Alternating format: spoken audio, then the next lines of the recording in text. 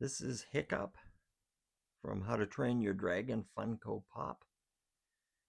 Here's the box. It's number 1790. Here's the back. Hiccup.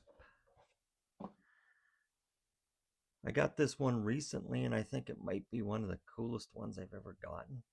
I'm just loving how it looks. The hair is so nice.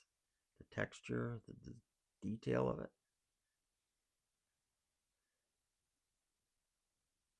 Now they did a lot of good work on this. Whoever designed it.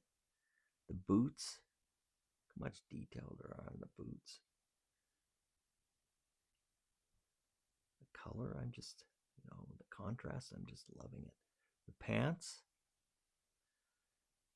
his vest, his little belt and packs here. The back.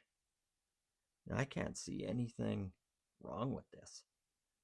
Normally, I have criticisms and there's negatives, but I don't see anything wrong with this one. This one's like all kinds of awesome. You can see his ear there. This is really cool. I think that if you have a chance to pick this one up, I'd highly recommend. I'd highly recommend doing so. This one's really nice. Anyways, that's all I got to say. See you next time.